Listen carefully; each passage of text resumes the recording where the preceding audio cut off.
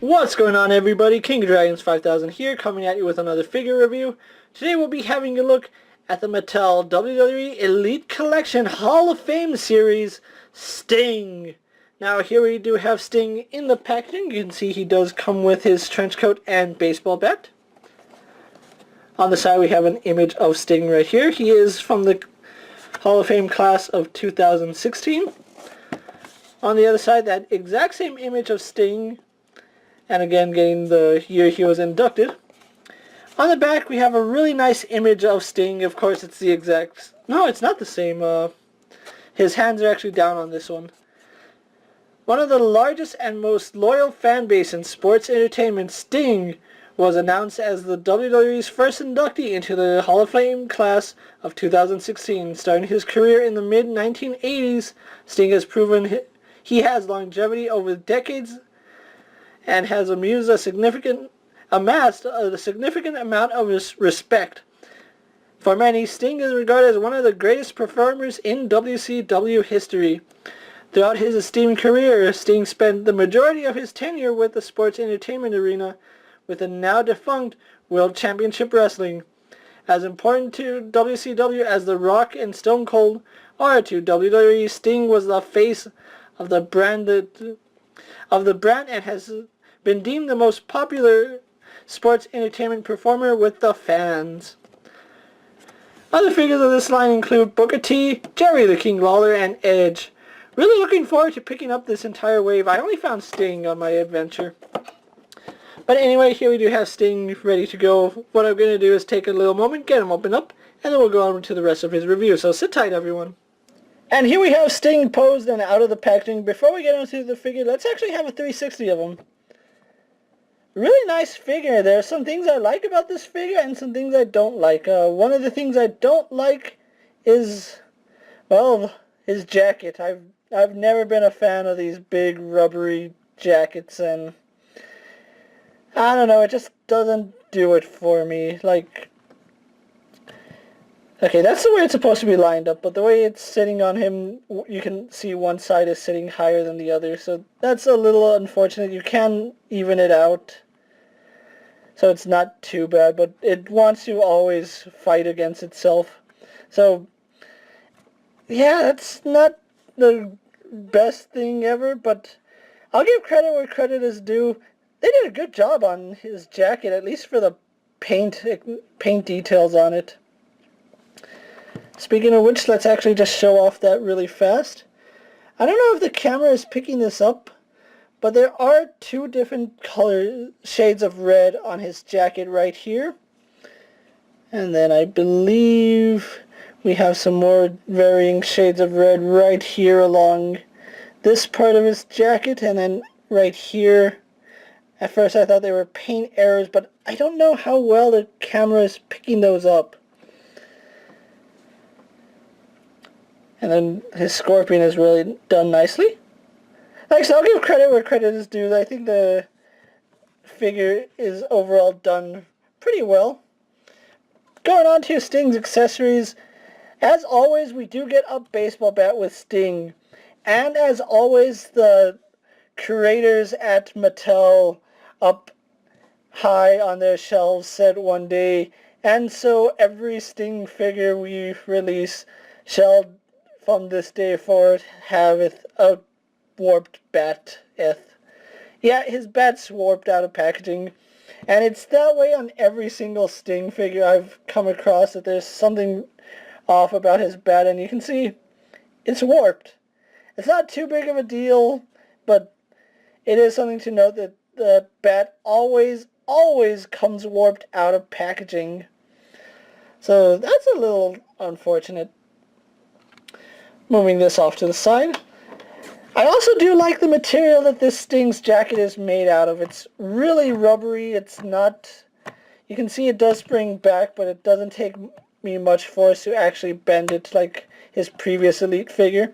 And speaking of which, let's get Sting posed right here so I can bring out his previous Elite figure. And so here we have the previous Elite Sting, and I believe this was Elite 51 if I'm not mistaken.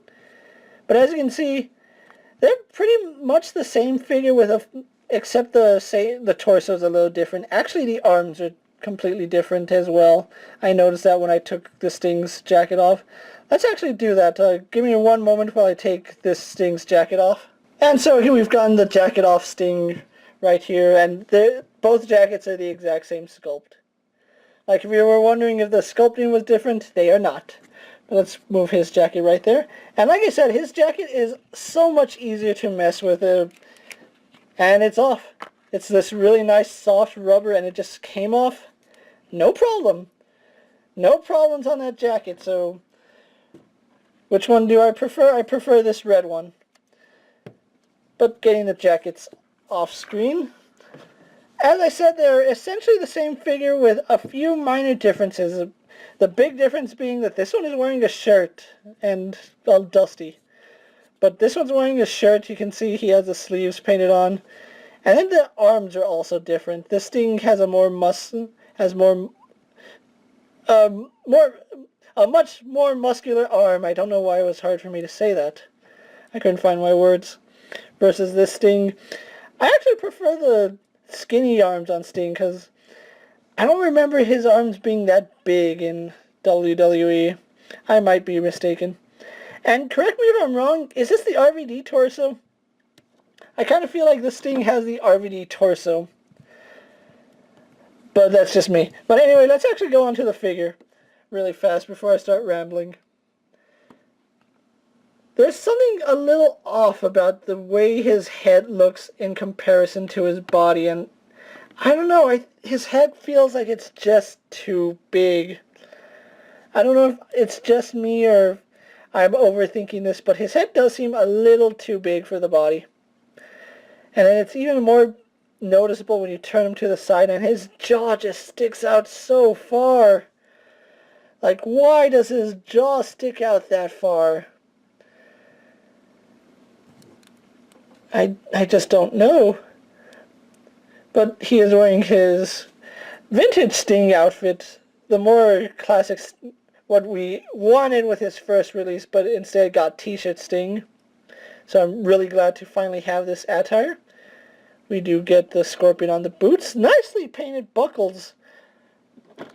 They weren't even painted on his last Elite figure. Look at that.